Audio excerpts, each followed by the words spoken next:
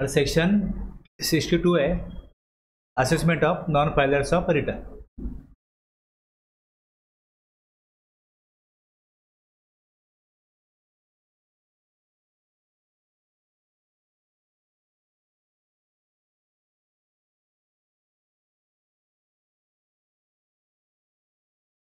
आता याच्यामध्ये एक असतो आपला GSTR 3B. सेक्शन 39 प्रमाणे काय काय येईल GSTR 3B 4, 5, 5A, 6, 7, 8, 11 हे नाही भरले सेक्शन 39 प्रमाणे. आणि नंबर कॅन्सल झाल्यानंतर पुढे फायनल रिटर्न GSTR 10 हा सेक्शन 45 नुसार भरायचा असतो. जे रजिस्टर आहेत त्यांनी फाईल नाही केलं अंडर सेक्शन 39 3B 4, 5, 5A, 6, 7, 8, 11 किंवा मग 45 मध्ये नंबर कॅन्सल झाल्यानंतर फायनल रिटर्न. तर याच्यामध्ये काय केलं जातं, त्यांना नोटीस पाठवली जाते सेक्शन 46 प्रमाणे 15 दिवसामध्ये GSTR 3A. माहिती हे तुमच्या प्रॅक्टिसमध्ये असेल ना, हे तुमच्या प्रॅक्टिसमधलं आहे ना. 3B फाईल नाही केला तर सेक्शन 46 प्रमाणे त्याला 3A पाठवायचा 15 दिवसात विदिन 15 डेज. हां हे सिस्टम ऑटोमॅटिक जनरेट करून पाठवून देते. त्यानंतर पुढे त्यांनी रिटर्न फाईल केला की नाही केला. GST रिटर्न फाईल जर त्यांनी यस तर आता इथे त्यांनी कंप्लायन्सेस केलेले आहे आपला. आता पुढे त्याची स्क्रुटिनी करता येईल, बघता येईल काय असेल ते. पण तरी पण त्यांनी नाही केला फाईल तर मग बेस जजमेंट असेसमेंट ASMT 13 आणि डिमांड DSR 07. एक मिनिट ऐकाय का सांगतो तुम्हाला कसं आहे. त्यांनी नाही केला फाईल हे तुमच्या इथे होत नसेल कदाचित. ह्याचा उद्देश काय, की जी इन्फॉर्मेशन अवेलेबल आहे डिपार्टमेंटकडे ती करेक्ट आणि ट्रू असेलच असं नाही. काहीतरी ॲझम्पशन आहे, त्याच्यावरती त्याचा एक अमाऊंट किती आहे ती फायनल होईल आणि त्याला तिकडे ऑर्डर पाठवलं जाईल ASMT 13 मध्ये आणि डिमांड पाठवलं जाईल DRC 07 मध्ये. आता याच्यामध्ये त्याला हे जे मान्य नसेल त्याला तो त्यांनी काय करायला पाहिजे, रिटर्न भरलं नाही म्हणून हे पाठवले, रिटर्न भरा. रिटर्न जर भरलं, रिटर्न फाईल विदिन 30 डेज 30 दिवस दिलेत त्याला, तो फाईल जर करतो तर जी त्याला ऑर्डर दिलेली आहे ही ऑर्डर काय होईल, मानलं जाईल की विड्रॉ झाली, डीम टू बी विड्रॉ. म्हणजे एक टूल आहे की त्याला काय करायचं आहे, उकसवायचं आहे की रिटर्न भर बा तुझा. दुसरा याचा काही उद्देश नाही आहे, मला तरी वाटत नाही असं काय. आता एवढं प्रॉम्प्टली डिपार्टमेंट जर काम करेल तर रिटर्न भरले जातील आणि नाही केलं तर नाही भरलं जाणार. म्हणजे दिलं आहे लॉमध्ये एक ऑप्शन ठेवलं आहे, हा वापरायचा की नाही हे प्रत्येक स्टेटमध्ये काय पॉलिसी आहे यावर डिपेंड असेल. वापरत असतील पण वापरत नसतील पण. जर त्यांनी 30 दिवसामध्ये फाईल नाही केला तर ऑफिसर मे इनिशिएट, मग पुढे रिकव्हरी प्रोसिडिंग सुरू करता येईल. एखादा बिझनेस बंदच झाला, काढली त्याची लायबिलिटी, त्यांनी रिटर्न फाईल केलाच नाही, जो पिरियड दिला आहे तो 3 महिने आहे, त्याला अपील करायचं अपील करेल, नोटीस पाठवलेली आहे, नाही अपील केलं तर रिकव्हरी प्रोसिडिंग सुरू करता येईल. असं आहे ना.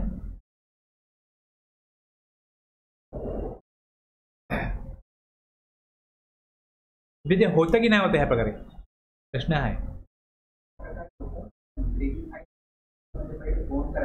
हां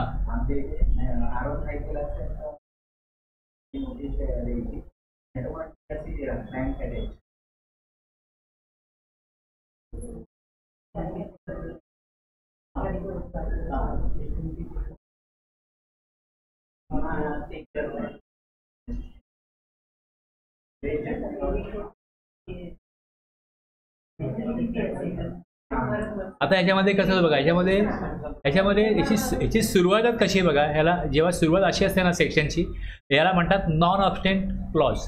काय म्हणतात याला, the section commences with a non obstante clause, meaning whenever the provision of 73 or 74 apply, the provision of section 62 of the act cannot be invoked. लक्षात घ्या काय दिलं याच्यामध्ये. सुरुवात कशी आहे की notwithstanding anything to the contrary contain in section 73, 74 म्हणजे 73 74ला हा काय करतो, याप्रमाणे ओव्हरराईड करतो. Where a registered person fails to furnish the return under section 39 जे आहेत 3B 4 5 5A 6 7 8 11 जे असतील आणि 45चा GSTR 10 even after the service of a notice under section 46 जी 3A आहे. त्यानंतर the PO may proceed to assess the tax liability of the said person to the best of his judgement taking into account all the relevant material which is available or which he has gathered and issue an assessment order within a period of किती दिलं आहे 5 years from the date. आता इथे हे का override केलं आहे, 73 मध्ये पिरियड 3 वर्ष आहे, GSTR 9 फाईल केल्यापासून त्याला हे ओव्हरराईड करतं. ज्यांनी 3B फाईल नाही केला, GSTR 1 फाईल केला, 3B फाईल नाही केला, किंवा त्यांनी 6 महिने रिटर्न फाईल नाही केला, म्हणून मग त्यांचा नंबर पहिले सस्पेंड केला, मग कॅन्सल केला, एखाद्याचा बिझनेस बंदच झाला असेल तर तो काय करणारच नाही. जे बऱ्याच लोकांनी केलेलं आहे, ते लॉसला गेले, बिझनेस बंद केला, काहीच रिटर्न फाईल केलं नाही, बघू आता काय करायचं, होईल ते होईल. मग अशांची लायबिलिटी 5 वर्षामध्ये काढता येते. याला पिरियड 5 वर्ष आहे. कधीपासून, from the date specified under section 44 for furnishing of annual return GSTR 9 for the financial year to which the tax not paid relates. म्हणून त्याला सुरुवातच काय की 73 74 मधला जो कालावधी आहे तो ह्याला लागू होत नाही. पुन्हा करता रिटर्न भरलं नसेल तर नॉन फायलरसाठी आहे, नॉन फायलरसाठी जर नंबर कॅन्सल केला, रिटर्न कधी पण भरलेत त्यांनी, त्याच्या पुढे आणखीन 4 5 6 महिने आहेत, तिथं टॅक्स त्याचा ड्यूज आहे ना. तो म्हणेल मी बिझनेस अगोदरच बंद केला, पण मी काय नंबर कॅन्सल केला, ॲप्लिकेशन केलं नाही, मग 6 महिने तुम्ही माझा नंबर कॅन्सल केला, तो नंबर माझा कॅन्सलच आहे. मग अशा परिस्थितीत ज्यावेळेस 5 वर्षामध्ये ऑर्डर काढली जाते ते काय मिळणार आहे त्यामधनं. पण एक प्रोविजन आहे अशी की आमच्याकडे माहिती आहे की तुम्ही या दिवसापर्यंत बिझनेस करत होतात, मग जी काय त्या माहितीप्रमाणे जे काय त्याच्याकडे डिमांड रेज करायची आहे ते डिमांड रेज केलं जाईल. सक्षम असेल पे करायला तर त्याकडे रिकव्हरी होईल. पण ह्याचा रिकव्हरी पिरियड ठेवला आहे 5 वर्ष. 5 वर्षामध्ये याच्या assessment order within a period issue करू शकतो. असेसमेंट ऑर्डर यात चांगल्या प्रकारची पॉवर आहे नॉन फायलरसाठी. The order of assessment made under section 62(1) shall be issued in ASMT 13 and summary thereof shall be uploaded DRC 07. Summary of the order issued under section 52, 62, 63, 64, 73, 74 हे सगळे section कशा करतायत, shall be uploaded electronically DRC 07 specifying therein the amount of tax, interest, penalty. आता आपल्या इकडे जो section आहे त्याला जे लागू आहे ते आपण यातलं घ्यायचं, बाकी आता या प्रोसेसमध्ये गैर लागू आहे, पण सगळ्या करता DRC 07च आहे ना. हां, त्यामुळे इथे काय होतं की समरी ऑर्डर कुठली आहे त्याप्रमाणे आता summary order of issued under section shall be electronically आणि payable by the person concern. आता जर त्यांनी रिटर्न्स जर तो ॲक्टिव्हली बिझनेस करत असेल रिटर्न फाईल करेल. तुम्ही कसली अमाऊंट दिली, चुकीची अमाऊंट आहे, तुमच्याकडे चुकीची माहिती आहे, तुम्ही काय बोलाल, बरा रिटर्न तुमचा करेक्ट इन्फॉर्मेशन तुमची तुमच्याकडे रिटर्न भरा तुम्ही. Where the registered person furnishes a valid return within 30 days of the service of the assessment order under section 62(1), the said assessment order shall be deemed to have been withdrawn, but the liability for payment of interest under section 51 for payment of late fees shall be continued. तुम्ही जेव्हा त्याला notice पाठवाल त्यावेळेस tax, interest, late fees सगळं सांगाल भरायला. तरी तो भरतो तर टॅक्स तो जो भरेल तो भरेल, पण इंटरेस्ट आणि लेट फीस जे संबंधित सेक्शन आहेत, तरतूद आहेत, त्याप्रमाणे त्याला भरणं लागू राहील. तर 3B भरतो तो, त्याला लेट फीज लागूनच येईल, इंटरेस्ट पण ऑटोमॅटिक अगड होऊनच येईल, भरेल तो इंटरेस्ट. म्हणजे ह्यात फक्त एवढंच आहे, तो इंटरेस्ट काय माफ होणार नाही. जी लायबिलिटी काढली आहे त्याप्रमाणे इंटरेस्ट काढला आहे, तो जी लायबिलिटी भरेल त्याप्रमाणे जो इंटरेस्ट लागू आहे तो भरेल, लेट फीज जी लागू आहे ती त्याला भरणं आहे. आता ह्याच्याकरता आपण काय केलं, SOP दिली. सर्क्युलर नंबर हा दिलाय, तुम्ही काढून पाहू शकता.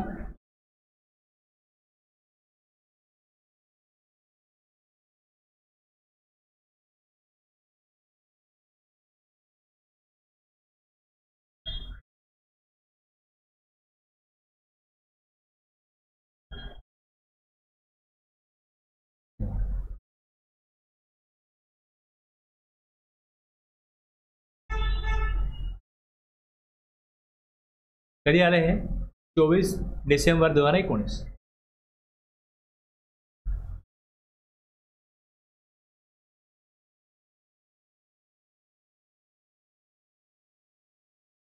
याप्रमाणे हे सगळं दिलेलं आहे. डाऊट हॅव बीन रेज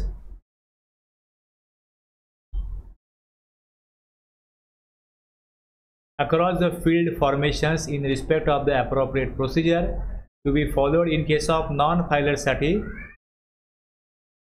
39 आणि 45 साठी. It has further been brought to the notice that the divergent practice are being followed in case of non-furnishing of the said return. म्हणजे जी पॉवर मिळाली हे अशा प्रकारे काही शेडमध्ये वापरली जात होती. तर त्यामुळे द मॅटर हॅज बीन एक्झामाइंड. काही कंप्लेंट झाल्या टॅक्सपेअरकडनं, काही स्टेट ऑफिसरच्या अगेन्स्ट किंवा ह्या अशा काही केसेस झाल्या, म्हणून मग काय केलं, SOP काढली. कशा प्रकारे म्हणून दिले तिथे प्रोव्हिजन, पॉवर दिले ते कशीही वापरू नका, कशा प्रकारे वापरायचे. The matter has been examined in order to clarify the issue and to ensure uniformity in the implementation of the provision of the law across field formations. The board CBIC in exercise of its powers conferred by section 168(1) of the CGST Act hereby issues the following clarification and guidelines. Section 46 है, read with rule 68 of the CGST rules requires issuance of a order. पहले का है GSTR 3 to a registered person who fails to furnish return under section 39 or 45 requiring him to furnish such return within 15 days. Further, section 62 provides for assessment of non-filers of return of registered person who fails to furnish return under section 39 or 45 even after serving service of notice. 3 देऊन पण त्यांनी नाही केला assessment, तर पुढे following guidelines are with a tax period. Type of return कुठला आहे, following guidelines are hereby prescribed to ensure uniformity in the implementation of the provisions of law across the field formation. पहिले काय दिलं बघा, preferably a system generated message would be sent to all the registered persons 3 days before the due date to nudge them about filing of the return for the tax period by the due date. हे पहिले होईल, system through message जाईल त्यांना, SMS जाईल. Once the due date for furnishing the return under section 39 is over. आता monthly 20 आहे, quarterly काही स्टेटला 22 आहे, काही स्टेटला 24 आहे. A system generated mail message would be send to all the defaulters immediately after the due date to the effect that the said registered person has not furnished his return for the said tax period. The said mail message is to be sent to the authorized signatory as well as the proprietor, partner, director, karta, etc. 5 days after the due date of furnishing the return, a notice in GSTR 3A under section 46 of the CGST Act, read with rule 68, shall be issued electronically to such registered person who fails to furnish return under section 39, requiring him to furnish such return within 15 days.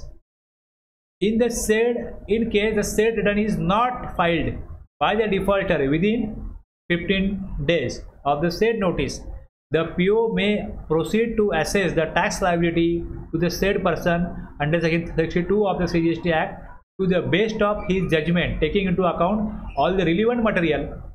Relevant material काय असू शकतं, त्यांच्या सप्लायरनी जो GSTR 1 भरला आहे ती माहिती असेल, तुम्ही ह्याला काय आलं, ह्याच्यात 2 काय आलंय, दुसरं EVBला ह्याने काय मटेरियल पाठवले ते आले, म्हणजे आउटपुट टॅक्स लायबिलिटी काय असू शकते, हे रिलेव्हंट मटेरियल असू शकेल डिपार्टमेंटकडे. त्या आधारावरती which is available or which he has gathered and would issue order under Rule 100 of the CGST rules. In Form 13, the PO would then be required to upload the summary thereof in DRC 07. For the purpose of assessment of tax liability under Section 62 of the CGST Act, the PO may take into account the details of outward supplies available in the statement furnished under Section 37 GSTR 1, details of suppliers auto-populated in GSTR 2A. त्याच्यात 2A काय आलंय ते बघा.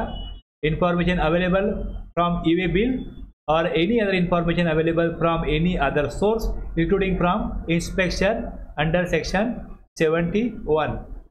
In case the defaulter furnishes a valid return, एवढं सगळं करून मग त्यांनी रिटर्न फर्निश केला तर ही सगळी मेहनत गेली वाया. हे गेली. उद्देशच काय की त्यांनी असेसमेंट केलं पाहिजे. ते केलं ना म्हणजे हेतू फुलफिल झाला, इकडे उद्देश सफल झाला. The assessment order shall be deem मानले जाईल to have been withdrawn in terms of provision of Section 62(2) of the CGST Act. However, if the said return remains unfurnished within the statutory period of 30 days from the issuance of order, the PO may initiate proceedings.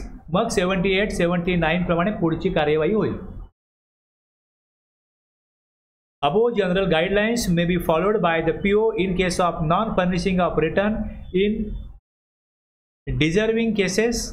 Based on the fact of the case, the commissioner may resort to provisional attachment, तात्पुरती जप्ती, to protect revenue under Section 83 of the CGST Act before issuance of ACMT 13. Further, the PO would initiate action under Section 29(2). हे number cancel करणं जी provision आहे. Cancellation of registration in cases where the return has not been furnished for the period specified in Section 29. It is requested that suitable trade notices may be issued to publicize the content of this circular. Difficulty, if any, implementation of above instructions may please be brought to notice of the board. जे आपण दिलेलं आहे ते properly follow करा, हेच यातनं सांगितलं.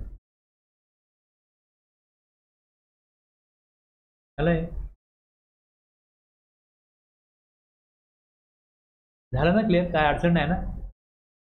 हे नॉन फायलर्स आहे. तसं आता अनरजिस्टर्ड पर्सन आहे. Registration not obtain, registration has been cancelled by PO under Section 29(2). Number cancel झाला आहे तरी पण बिझनेस कंटिन्यू करतायत. नंबर कॅन्सल आहे म्हणजे काय झालं, तो आता नंबर इनॅक्टिव्ह झाला आणि त्यांनी रजिस्ट्रेशन घेतलंच नाही आहे. बेस जजमेंट असेसमेंट याकरता ACMT 14 आहे आणि 5 ऑर्डर ACMT 15 आहे. ओके, आता ह्याला काय म्हणायचं, जो लायबल टू बी रजिस्टर आहे तो टॅक्सेबल पर्सन आहे. ओके, हे लक्षात घ्या, टॅक्सेबल पर्सन आहे. त्याला काय करायचं, बेस जजमेंट 15 days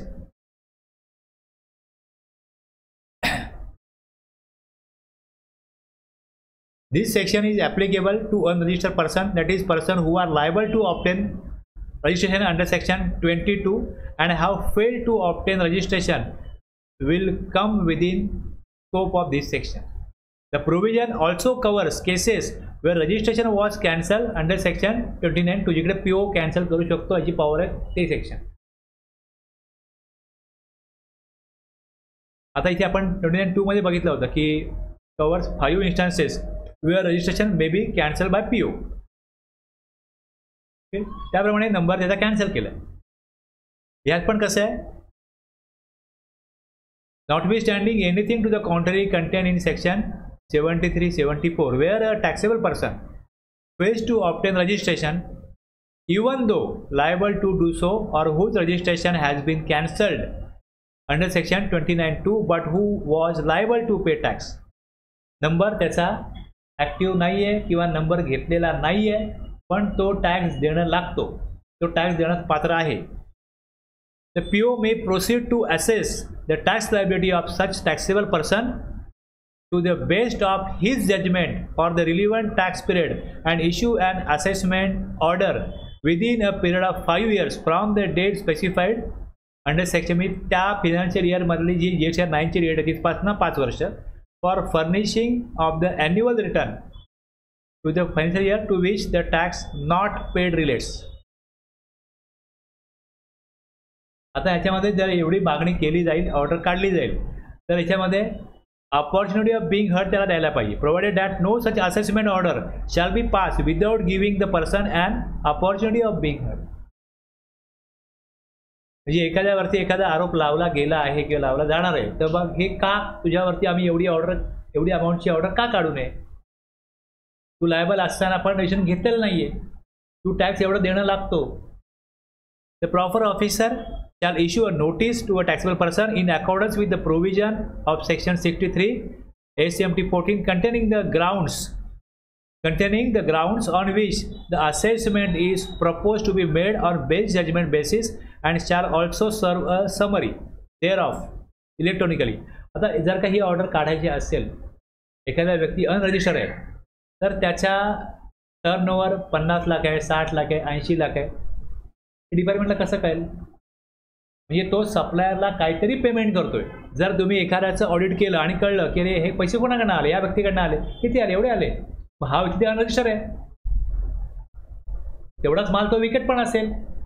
मग जे लिमिट आहे ॲग्रिगेट टर्नओव्हर 40 लाख, त्याहून जास्त अमाऊंटचा माल विकत असेल, मग त्याच्या अकाउंटची माहिती घेतली जाईल, तर कळेल की अरे हा ह्याच्या अकाउंटला तर 1-2 करोड येतात वर्षभरामध्ये, याच्या टर्नओव्हर जास्त आहे आणि हा अनरजिस्टर आहे, हा टॅक्स देत नाही आहे.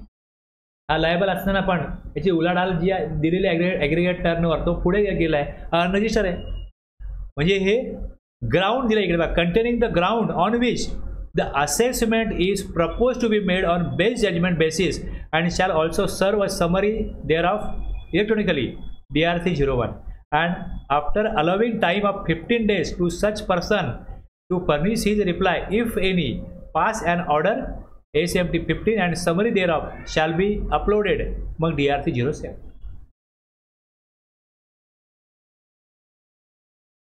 ओके, नंबर त्याचा कॅन्सल झालेला आहे, हा वाचला आरामात. का येत नाही रिव्होकेशनला?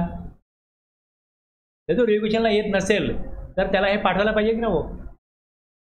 अनेकांचे नंबर कॅन्सल केल्यानंतर पुढे डेव्हलपमेंट काही करतच नाही.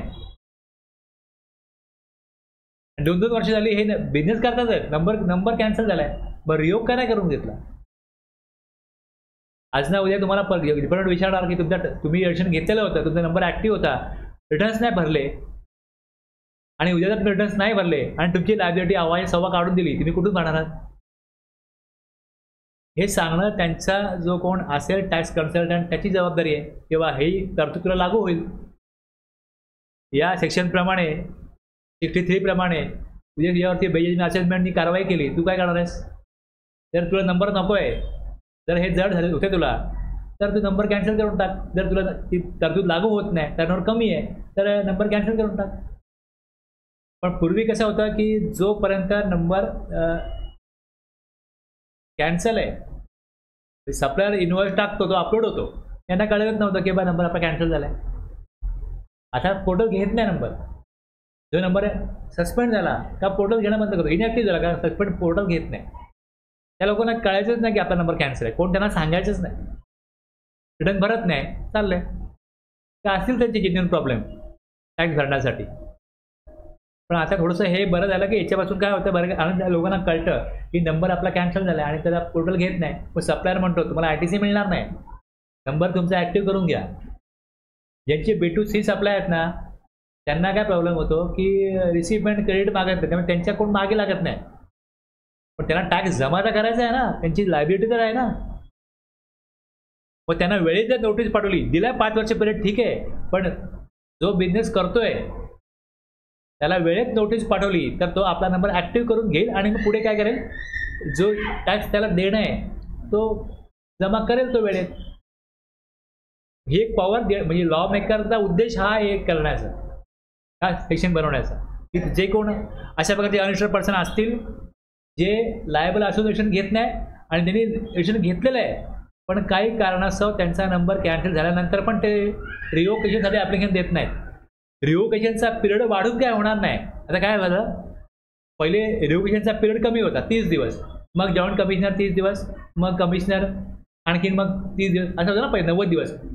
आता काय केलं, पहिलेच 90 दिवस केले आणि ॲडिशनली 180 दिवस केले. म्हणजे हे लोक यायचे 90 दिवसानंतर, तर रिव्होकेशन करता येणार नाही, आता पिरियडच नाही आहे. ती अडचण होती, म्हणून तो पिरियड बाय डिफॉल्टच 90 केला. 90 दिवसामध्ये या रिव्हिजन करण्याकरता नॉर्मल प्रोव्हिजन आहे. आणि ॲडिशनली पिरियड दिला, कारण की अशा लोकांना जे नंबर घेऊन पण पुढे काही कारणातून रिटर्न भरत नव्हते आणि त्यांना रिव्होकेशन पिरियड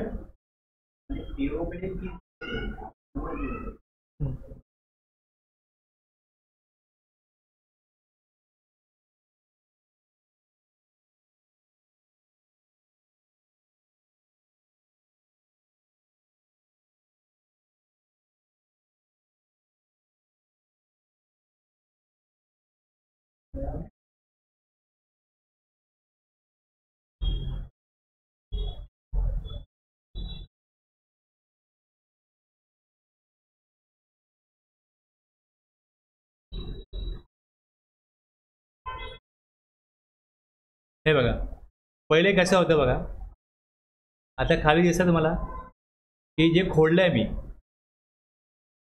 पहिले 30 दिवस आहे आणि जे खाली खोडलं आहे तिकडे बघा, joint commissioner, additional commissioner, joint commissioner period not exceeding 30 days आणि commissioner for a further not exceeding 30 days, असं पहिले 90 होतं.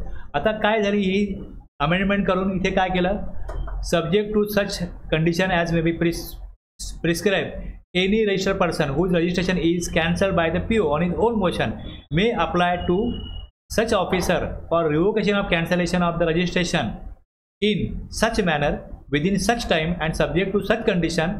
हे सगळं काय होईल रूलमध्ये सांगू.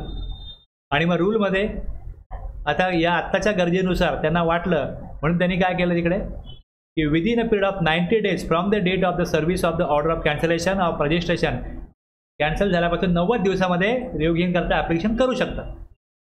23(1) मध्ये रूल 23(1) बघा, registered person whose registration is cancelled by the PO in his own motion subject to the provision of rule 10B. म्हणजे काय करायचं, कशा करता, हे 10B करताय, बँक डिटेल्स अपलोड नाही केले, may submit an application for revocation of cancellation of registration in REG 21 to PO कधी 90 दिवसामध्ये.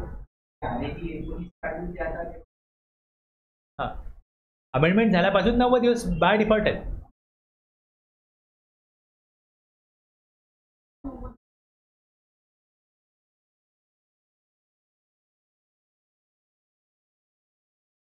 आणि फर्दर पिरियड बघा आता किती आहे, such period may on sufficient cause being shown and for reason to be recorded in writing to be extended by commissioner or an officer authorized by him in this behalf not below the rank of additional commissioner or joint commissioner 180 दिवस.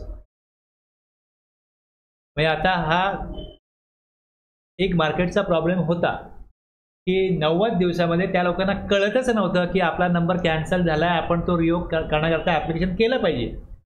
त्यामुळे bye डिफॉल्टच 90 दिवस दिले आणि additionally 180 दिवस दिले. म्हणजे ज्यावेळेस ही कारवाई ऑफिसर करायला जायचे, तो रिओक करायला तयार व्हायचा, तर रिओक करायला 90 दिवस होऊन गेले.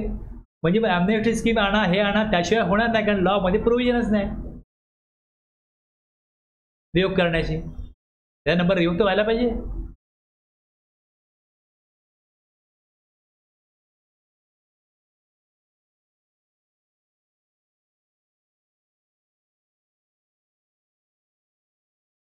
झालं ना. आता पुढे समरी असेसमेंट. समरी असेसमेंट हे अशा करताय की एखादा असा अनरजिस्टर्ड पर्सन आहे आणि त्यांनी काय टर्नओव्हर केलं आहे आणि मोठा टॅक्स त्याकडनं घ्यायचा आहे, तर हे सगळे स्टेप जे आहेत त्याला नोटीस द्या, मग वाट बघा, शो कॉज द्या, तोपर्यंत तो देश सोडून पळून जाऊ शकतो. अशा परिस्थितीमध्ये नोटीस देण्याकरता हे समरी असेसमेंट आहे. हे पण म्हणजे रुटीन नाही, हे तुम्ही नेहमी करत नसा, एक पॉवर आहे, ही पॉवर आहे. Summary assessment, PO notices evidence showing tax liability. POकडे काहीतरी अशा प्रकारचे एव्हिडन्स आहेत. आता याच्यामध्ये assessment made to protect interest of revenue. Assessment ही का करायची आहे, समरी असेसमेंट, की रेव्हेन्यू प्रोटेक्ट करायचं आहे, अदरवाईज तो एस्केप पळून जाईल. Any delay would adverse effect the interest of revenue. या परिस्थितीमध्ये issue assessment order in ASMT 16 आणि DRC 07. Application for withdrawal of assessment order. आता याच्यामध्ये जर का अशा प्रकारची ऑर्डर दिली गेली आणि जर ती order if the assessment order is Irenaeus, चुकीची असेल, तर ती विड्रॉ केली जाऊ शकते.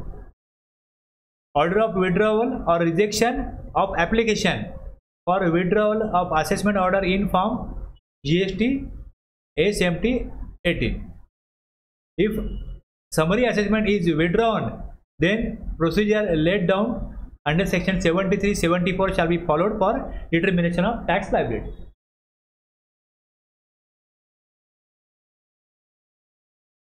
Summary assessment is generally used in tax legislation to denote fast track assessment. Fast track assessment based on return filed by the assessee. It allows the tax officer to make prima facie adjustment based on error on factors based on the available income. बघा बऱ्याचशा mobile कंपन्या आहेत, त्यांचा tax pending होता, ते त्यांचं service बंद पडण्याच्या यामध्ये आली आणि काय अशा कंपन्या बंद झाल्या मोबाईलच्या. पण आणखीन वेगळ्या पण काही कंपन्या आहेत ज्यांनी खूप टर्नओव्हर केला, रिटर्न भरत नव्हते. आता जर अशी कंपनी एखादी बंद झाली आणि त्याचा लाखोमध्ये टर्नओव्हर आहे, करोडोमध्ये टर्नओव्हर आहे, पण टॅक्स त्यांनी भरलेला नाही आहे आणि ती कंपनी बंद पडणार, डबघायला आलेली आहे, बंद होईल, तर अशा वेळेला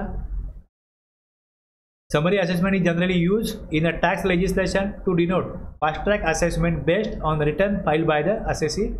It allows the tax officer to make prima facie adjustment based on errors or factors based on the available information without an occasion for calling for further information from an assessee or inspecting his records. काही नाही बघायचे. In GST Act, it is used to denote those assessments which are completed ex parte and on priority basis when there is reason to believe that. आता हे पण reason to believe that आहे ना, हे पण जे आहे reason to believe that, तुमच्याकडे असं एक कॉन्क्रीट एव्हिडन्स आहे की यांच्याकडे यांनी टॅक्स कलेक्ट केलेला आहे, आता ही कंपनी बंद होणार आणि त्यानंतर मग ही कंपनी बंद होईल, मग त्याची लिक्विडेशन प्रोसेस आहे त्यात जाईल, मग आपला टॅक्स मिळेल नाही मिळेल त्यात. जर का ज्यांच्याकडे पैसे आहेत ते अकाउंटमध्ये काढून घेतले हे पळून गेले तर आपल्या टॅक्सचा रेव्हेन्यूचा काय होईल. मग ते तसा कॉन्क्रीट एव्हिडन्स आहे. Reason to believe that, when there is a reason to believe that there will be loss of tax revenue if such assessment is delayed. This provision is only the first step in invoking the machinery provided to enforce recovery of dues from potential defaulters, and this requires an assessment of tax liability. Such accounts are commonly known as protective assessment, which in a sense protects government revenue. This section presupposes the fact that the PO must be in the position of sufficient ground, लक्षात घ्या, to believe that any delay will adversely affect revenue. हे फार मोठं tool आहे, ते तेव्हाच वापरायचं की तशी परिस्थिती असेल आणि टॅक्सपेअर पळून जाईल, पण टॅक्स लायबिलिटी किती असू शकेल याच्या कॉन्क्रीट त्याच्याकडे पुरावे असले पाहिजेत, पक्के त्यामध्ये पुरावे असले पाहिजे, एवढा टॅक्स त्यांचा देणंच आहे. म्हणजे डिस्ट्रीब्युटरने यांना पेमेंट केलं आहे, ही मॅन्युफॅक्चरिंग कंपनी आहे, एवढा टॅक्स यांना देणं आहे आणि आता ही कंपनी बंद होते. अशा विशिष्ट परिस्थितीमध्ये जर का असेल तर मग must be in position to sufficient ground to believe that, तरच ह्याचा वापर करायचा.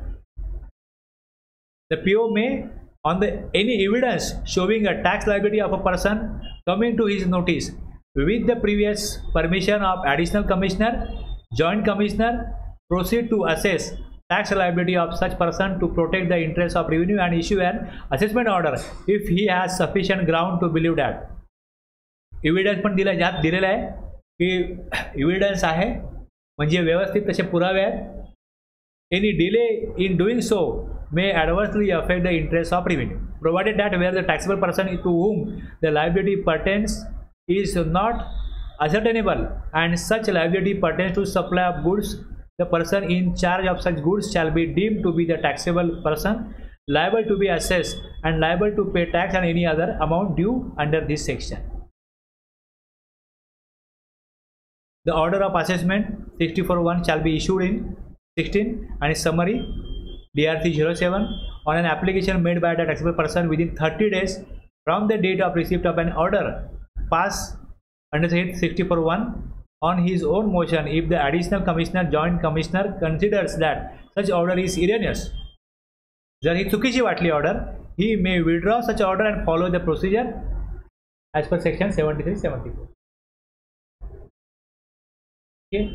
आता हे पण का केलंय, एखाद्या याच्याकडे पॉवर आहे, तो कन्व्हिन्स करेल ॲडिशनल कमिशनर किंवा जॉईंट कमिशनरला की बघा हे असं आहे, ह्याच्यावरती हेच याच सेक्शनप्रमाणे आपल्याला काही नोटीस पाठवायला पाहिजे, कडक नोटीस पाठवायला पाहिजे. पाठवली, मे बी त्या व्यक्तीचं आणि त्या टॅक्सपेअरचं भांडण झालं असेल, त्यांना हा ब्लॅकमेल केला असेल, त्रास द्यायचा असेल, म्हणजे ही ऑर्डर इरसली काढली गेली.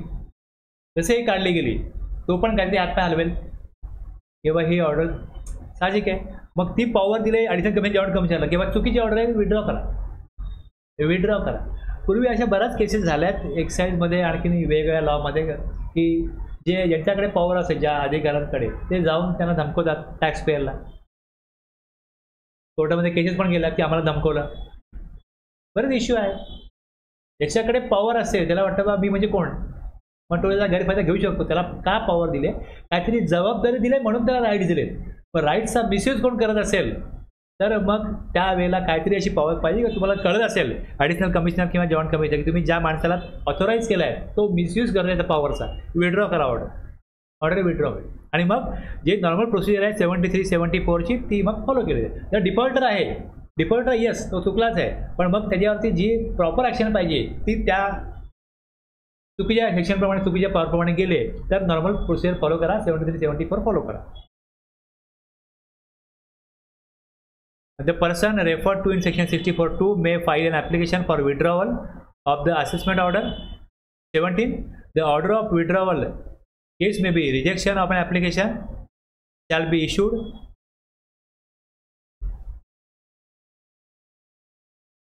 Accept होईल, reject होईल. Okay. Rule summary of order पण DRC 07 याच प्रकारे हे सगळं होतं. एक बघितलं आपण scrutiny, base judgement, summary assessment या प्रकारचं. म्हणजे टॅक्स भरून घेणं, लायबिलिटी डिटर्मिन करून ती जमा करून घेण्याकरता ज्या काय स्टेप्स डिपार्टमेंटला दिल्यात त्या या सेक्शनमधनं दिल्यात. रिटर्न भरले, स्क्रुटिनी करा. आणि नॉन फायलर्स आहेत, अनरजिस्टर्ड पर्सन आहेत, त्यांच्यावरती काय कारवाई. आणि अशा प्रकारे एखाद्या व्यक्तीची लायबिलिटी खूप मोठी पेंडिंग आहे आणि तो पळून जाऊ शकतो तर मग समरी असेसमेंट.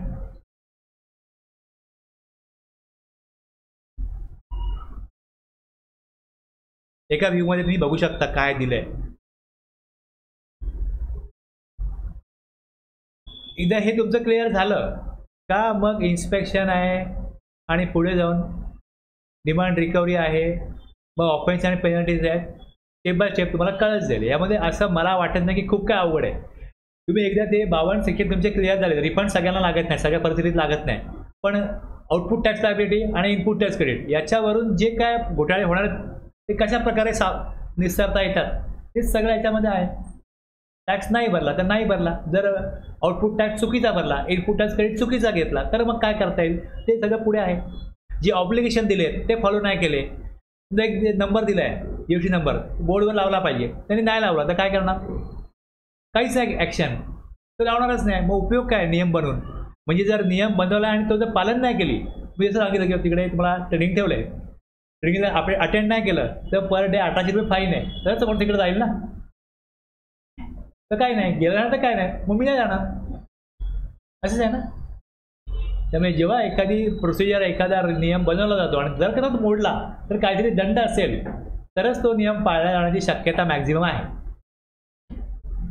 ऑफेन्स आणि पेनल्टीमध्ये तेच आहे की कुठले नियम नाही पाळले टॅक्सपेअरनी तर त्याच्यावरती काय पेनल्टी लागेल, मग काय नाही पाळलं तर काय ऑफेन्स आहे, काय तो कुठला गुन्हा आहे आणि मग त्याला काय पेनल्टी आहे. ह्याचा फ्लो वेगळा आहे, लक्षात घ्या. सेक्शन 52 पर्यंत सेक्शन जे होते त्यांचा एक वेगळा फ्लो होता, त्याच्यामध्ये एक वेगळ्या प्रकारचा दृष्टिकोन होता. ह्यातला दृष्टिकोन वेगळा आहे लॉ मेकरचा एक सेक्शन बनवण्याचा. तो तुम्हाला कळला मग तुम्ही ऑलरेडी काम करतातच आहे, तुम्ही जे काय करताय ते त्याला एक अर्थ निर्माण होईल की बा आपण कुठल्या अर्थाने काम करतोय. आता यामध्ये मी हे का दाखवतो SOP आलं इकडे, मी माझं सांगत नाही, तुम्हाला त्याच प्रकारे पुढे येत राहील. आता ह्यामध्ये तुम्ही बघाल इन्स्ट्रक्शन्स आहेत.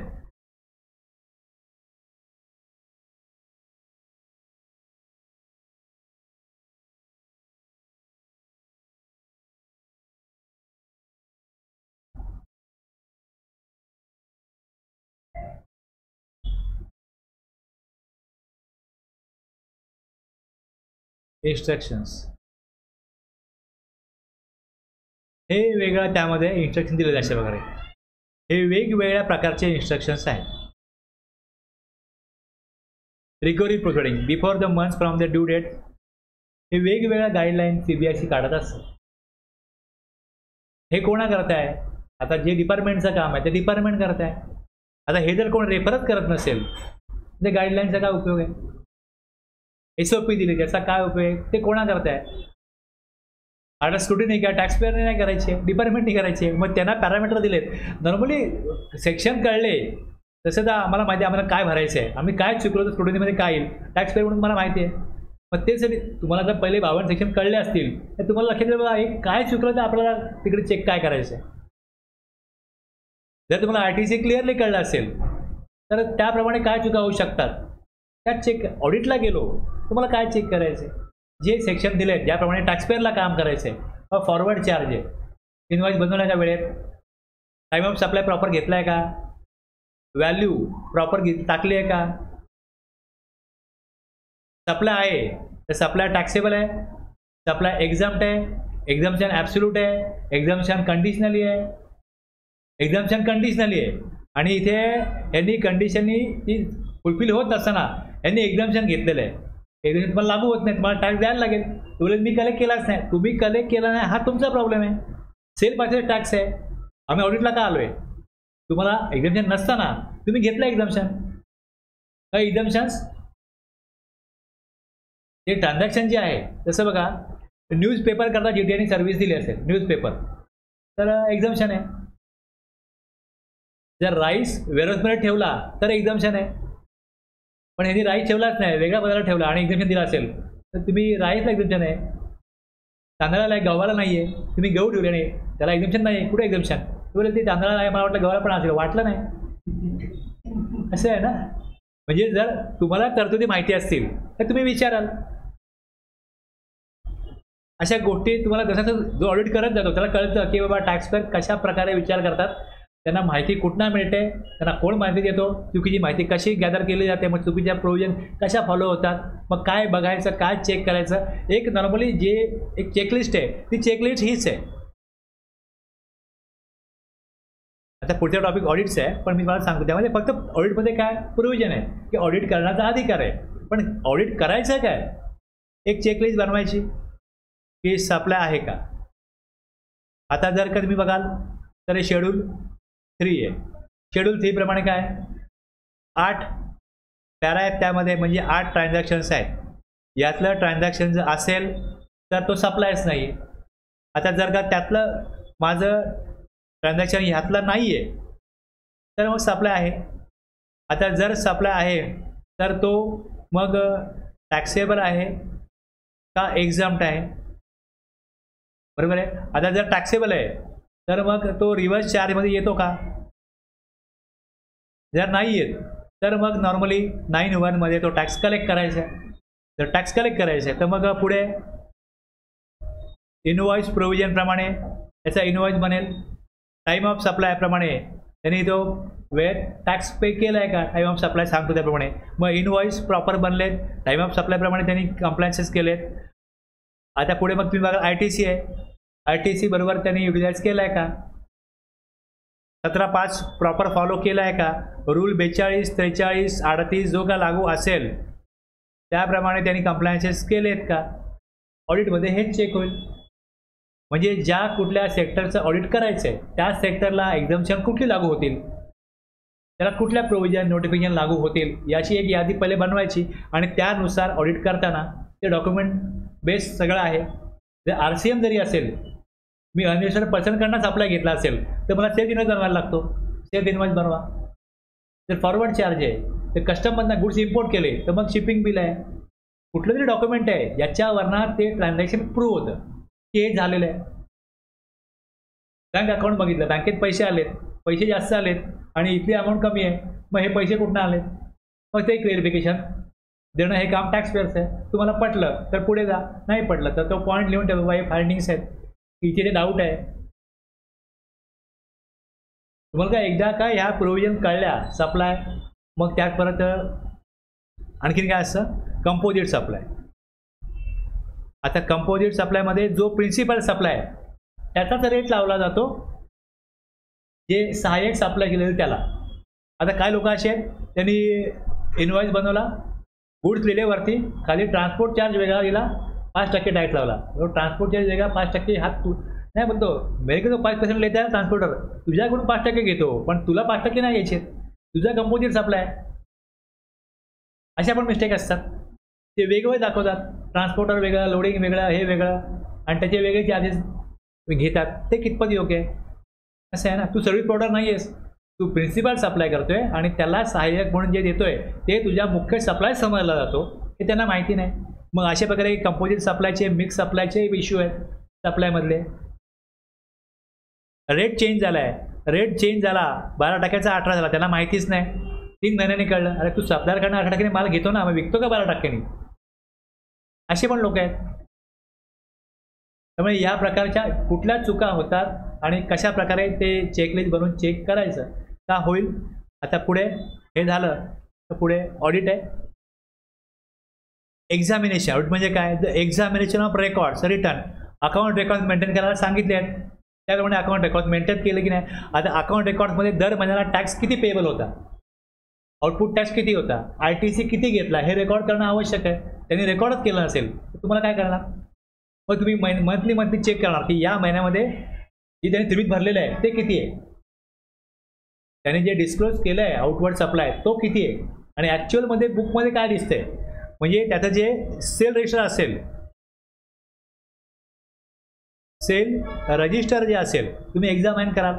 एक्झामिनेशन ऑफ रेकॉर्ड्स रिटर्न आणि अदर डॉक्युमेंट. रिटर्नमधला सेल किती आहे आणि ॲक्च्युअली बुकमधला सेल किती आहे. दाखवलेला सेल आणि ॲक्च्युअली असलेला सेल हा सेम असला पाहिजे. परचेस केला, ITC घेतला आहे, रिटर्नमध्ये ITC किती आहे, ॲक्च्युअलमध्ये ITC किती सोडायचा.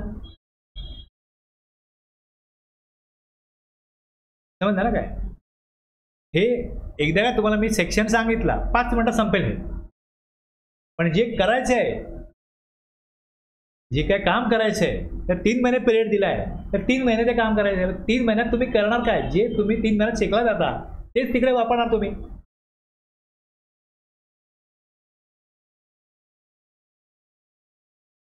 Under this act or the rules made thereunder or under any other law for the time being in force to verify the correctness of turnover declared, taxes paid and input tax paid. आपला विषयच तेवढा आहे. Output tax collect केला, ITC घेतला, तो बरोबर घेतला की नाही. मग बेस्ड ऑन सेल परचेस मी बघाल, पेमेंट केलंय, पेमेंट जेवढं आलंय तेवढा सेल झालाय का, पेमेंट जेवढं दिलंय तेवढं परचेस झालंय का, हेच क्रॉस व्हेरीफाय होणार. To assess his compliance within the provision of this act or the rules made thereunder. एवढा सारांश हाच आहे, हेच बघायचं आहे. आता याची पॉवर काय, एक आहे ऑडिट बाय टॅक्स अथॉरिटी, दुसरं आहे स्पेशल ऑडिट, सेक्शन 65 आणि 66. एक आहे डिपार्टमेंटल ऑडिट आणि दुसरं आहे स्पेशल ऑडिट. आता 65 मध्ये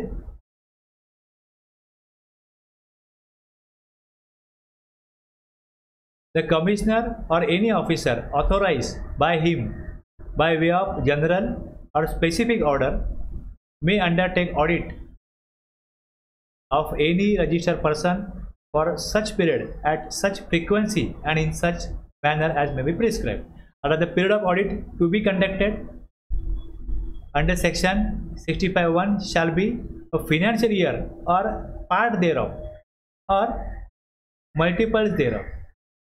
ऑडिट 3 महिन्याचं पण होईल, 6 महिन्याचं पण होईल, संपूर्ण वर्षाचा पण होईल.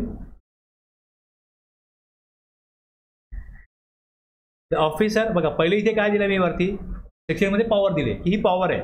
Officer authorise by him, commissioner or any officer authorise by him by way of general or specific order may undertake audit of any person for such period. कुठल्या पिरियडचं ही काय ऑर्डर दिली जाईल, त्यात कुठल्या पिरियडचं ऑडिट करायचं आहे हे दिलं पाहिजे. आणि सच ॲट सच फ्रिक्वेन्सी आणि in such manner. The officer refer to in subsection 65(1) may conduct audit in place of business of the registered person or in their office. म्हणजे ऑडिट कुठे होईल,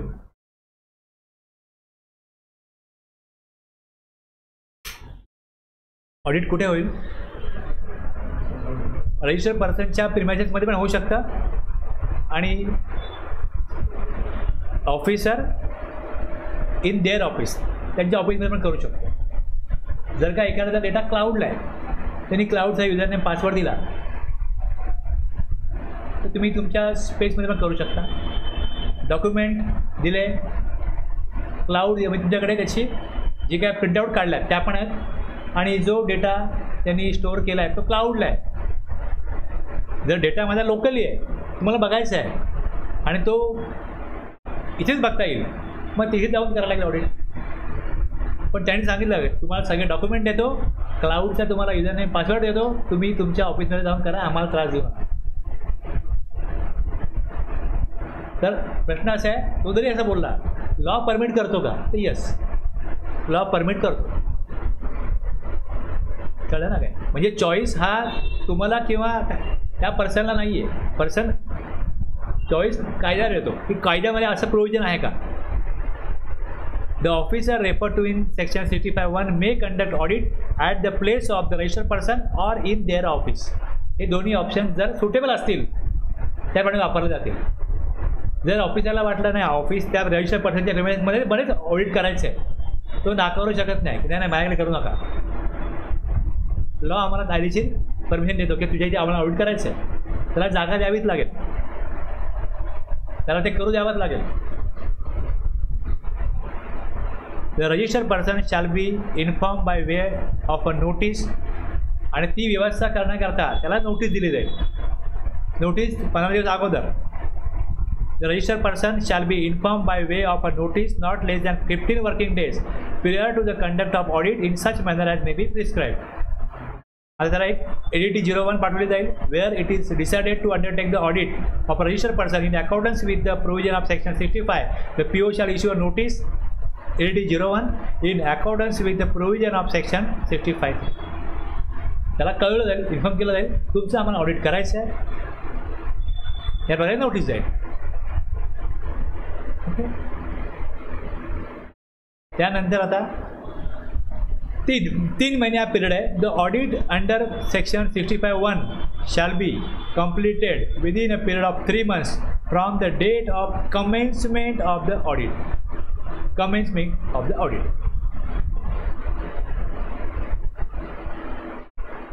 आता हा पिरियड एक्सटेंड होऊ शकतो का, 3 महिन्यात काम कंप्लीट होईल का डिपार्टमेंटचं. Provided that where the commissioner is satisfied that audit in respect of such registered person cannot be completed within 3 months, he may, for the reason to be recorded in writing, extend the period by further period not exceeding 6 months. आणखीन 6 महिन्याचं extension दिलं जाऊ शकतं. आता याच्यामध्ये हे जे 3 महिने आहेत पिरियडचे कमेन्समेंट ऑफ ऑडिटचे, हे कधीपासून मोजायचे, 3 महिने कधीपासून मोजायचे. Explanation for the purpose of this subsection the expression commencement of audit shall mean the date on which the records and other documents called for by the tax authorities are made available by the registered person or the actual institution of audit at place of business whichever is later. मग काय दिलं आहे की तुम्ही document मागितले आणि डिपार्टमेंटने मागितले document त्यांनी अवेलेबल करून दिले 30 जूनला. ओके, 30 जूनला. 30 जूनला काय दिलं, डॉक्युमेंट अवेलेबल. डॉक्युमेंट उपलब्ध करून दिले 30 नोव्हेंबरला. ॲक्च्युअलमध्ये त्याचं काम चालू झालं ऑडिटचं 10 जुलै. तर 3 महिने 30 जूनपासून मोजाल का 10 जुलैपासून. Date on which records and other documents called for by the tax authorities are made available by registered person and actual institution of audit at the place of whichever is the latter. एक लक्षात घ्या. दुसरं असंही होईल की तुम्ही त्यांच्याकडे गेलात सपोज 1 ऑगस्टला गेलात. 1 ऑगस्ट तुमचे ऑडिट करायचे, सगळे डॉक्युमेंट द्या. तुम्ही हे द्या ते द्या, ते देत नाही आहेत. आणि सगळं मिळायला 20 ऑगस्ट गेलं. 20 ऑगस्टला सर्व डॉक्युमेंट उपलब्ध झाले. 1 ऑगस्टला तुम्ही गेलात ऑडिट करायचे, आलो आहे, मग नोटीस पाठवली होती 15 दिवसापूर्वी, हा तुला या बसा डॉक्युमेंट द्या. सगळे डॉक्युमेंट 20 ऑगस्टला आले, तर लॅटर काय 20 ऑगस्ट इथपासून 3 महिने. आणि जर त्यांनी सगळं पहिलेच दिलं आहे 30 जूनला, पण तुम्ही गेलात सगळं पहिले तुम्ही जमा करा, हे आलं आहे का, नाही मी उद्या येतो, नाही तुम्ही आलं की तुम्ही फोन केला, हे डॉक्युमेंटची लिस्ट आहे, की तुम्ही सगळे डॉक्युमेंट जमा केलेत का, सगळं ओके आहे का, नाही अजून हे बाकी आहे, ठीक आहे. मग सगळं हे व्हायला 10 जुलै झाला. तुम्ही सुरुवात केली 30 जूनला आणि त्यांनी दिलं 10, काय जमाच नव्हतं. सगळं मिळालं कधी, तुम्ही गेलात कधी, 10 जुलैला. तसं आहे लॅटर डेट. आता टॅक्स पेअरचं असं म्हणणं आहे की हे लोक येतात, सुरू करतात, मग काहीतरी मागतात, आपलं काम करतात. 3 महिने झाले, 4 महिने झाले, 5 महिने ऑडिट चालूच आहे. मग ते म्हणतात तुम्ही डॉक्युमेंट दिले कधी आम्हाला, पण तुम्ही पहिलेच दिस द्यायला पाहिजे ना आम्हाला. असे इश्यू आहेत की पहिले याने दिले असते की इतके डॉक्युमेंट पाहिजेत, आम्ही पहिलेच दिले असेल तुम्हाला. तुम्ही येता काम सुरू केलं, लागलं का विचारलं, आणि मग तुम्ही ऑन पेपर डेट टाकता 2 महिन्यानंतरची. चालले 3 महिने ऑडिट, झाले ॲक्च्युली 5 महिने. हे पण इश्यू आहे.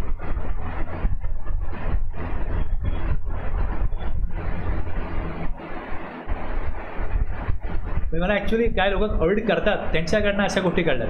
ते 3 महिने दिले ना म्हणतात, ते 5 महिने करतात. आणि आम्ही विचारलं साहेब 5 महिने झाले, कधी जमणार ऑडिट, आपला 3 महिन्यात पिरियड आहे ना. मग जेव्हा आम्हाला सगळं मिळतं तेव्हा कळतं डेट काय टाकले यांनी, डेट वेगळीच टाकले. मग तुम्ही ही डेट कधी, तुम्ही आलात कधीपासून.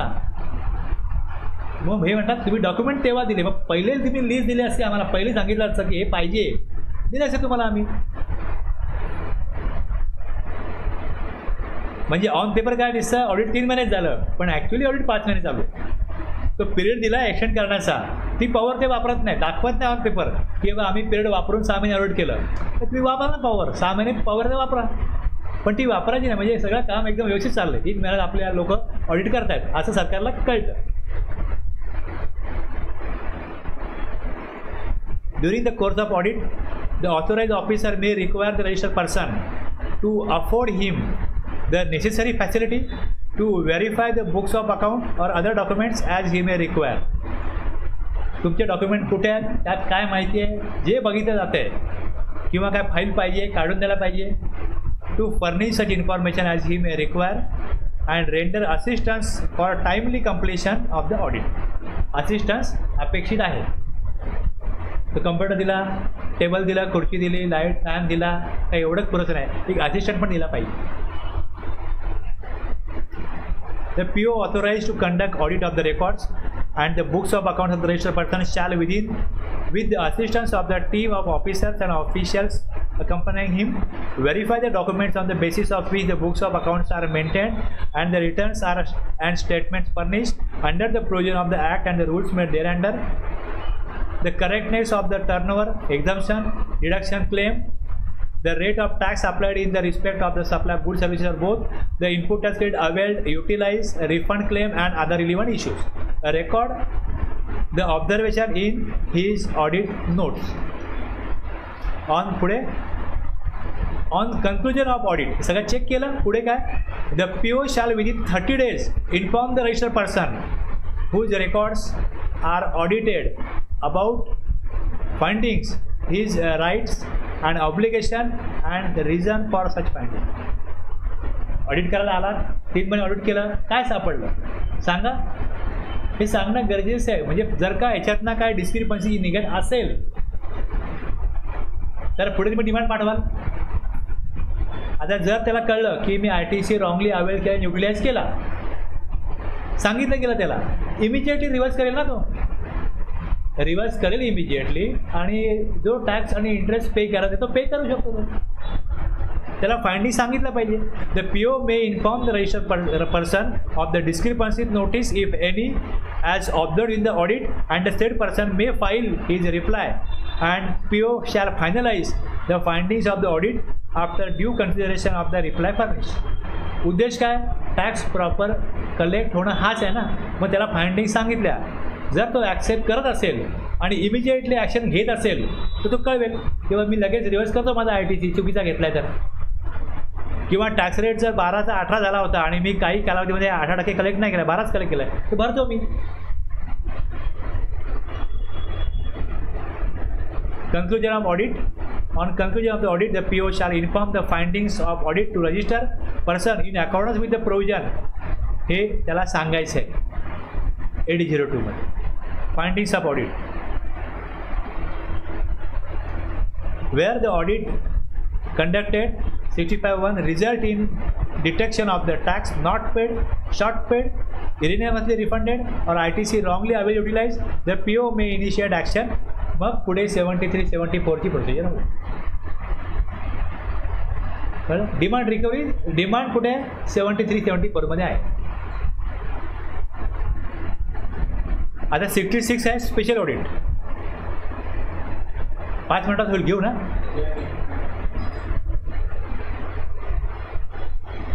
आता काही राज्य असे आहेत जिकडे म्हणजे जे डेव्हलप, मला असं वाटतं जे डेव्हलप स्टेट नाही आहेत तिकडे त्यांचे जे एम्प्लॉई आहेत टॅक्स डिपार्टमेंटचे ते सक्षम नाही आहेत. आपल्याला कसं आहे, महाराष्ट्रामध्ये लोकांकडे डेव्हलप स्टेट असल्यामुळे चांगल्या प्रकारचं क्वालिफिकेशन आहे, लोक आहेत अवेलेबल, एम्प्लॉय मिळू शकतात. पण जिकडे जी बॅकवर्ड स्टेट आहेत, ऑडिट करायचं म्हटलं त्यांना माणसंच नाही भेटत, डिपार्टमेंटकडे माणसंच नाही आहेत. रुटीन कामाला माणसं आहेत, पण हे स्पेशल काम ऑडिटचं हे करायला माणसं नसतील तर ते काय करतील. तर ही जी प्रोव्हिजन आहे, if at any stage of scrutiny केली त्यांच्या स्टाफनी, inquiry, investigation,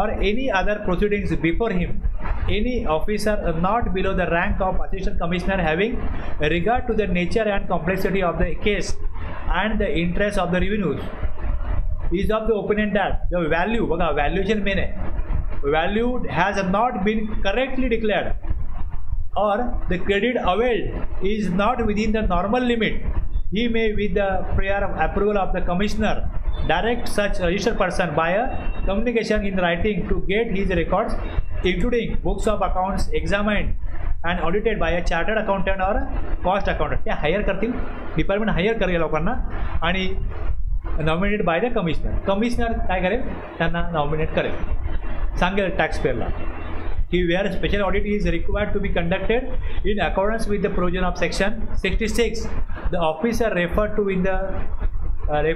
in the said section shall issue direction, कुठला फॉर्म आहे 8003, to the registered person to get his records audited by chartered accountant or a cost accountant specified in said direction. आता the chartered accountant or cost accountant so nominated shall within the period of 90 days, है ना, 90 दिवस दिले, submit a report of such audit duly signed and certified by him to the said assistant commissioner, therein such other particulars as may be specified. आणि हा जो 90 दिवस आहे, the assistant commissioner on an application made to him in his behalf, the registered person or the chartered accountant or cost accountant or the any material and sufficient reason extend the said period by further 90 days. The provision of section 66(1) shall have effect notwithstanding that the accounts of the registered person have been audited under any other provision of this act. दुसऱ्या कुठल्या कायद्यामध्ये audit केले असतील तरी पण या कायद्यामध्ये audit केले जाऊ शकतात. The registered person shall be given an opportunity of being heard in respect of any material gathered on the basis of special audit which is propose to be use. जे काय मटेरियल मिळेल त्यातनं काय जे काही सापडेल त्याविषयी त्याला given an opportunity to being heard in respect of any material on the basis of special audit which is proposed to be used in any जे पुढच्या कारवाईत वापरलं जाणार आहे त्याविषयी त्याला माहिती द्यायला पाहिजे, त्याचं म्हणणं ऐकून घेतलं पाहिजे. On conclusion of the special audit the registered person shall be inform the finding. जे फाइंड झालं आहे हे त्याला कळवलं जाईल LD04 मध्ये. The expense of the examination and audit of record 66(1) मधले including the remuneration of such a chartered accountant or cost accountant shall be determined and paid by the commissioner. म्हणजे हे गव्हर्नमेंटतर्फे पे केले जातील, त्या टॅक्स पेअरवरती बर्डन नाही याचं. Where the special audit conducted under section 66(1) result in detection of tax not paid or short paid, erroneously refunded or ITC wrongly utilized, the PO may initiate action under section 73-74.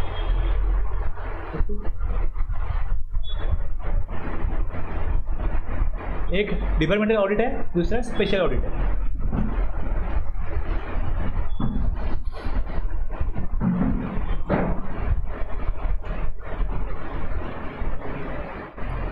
बस ना आता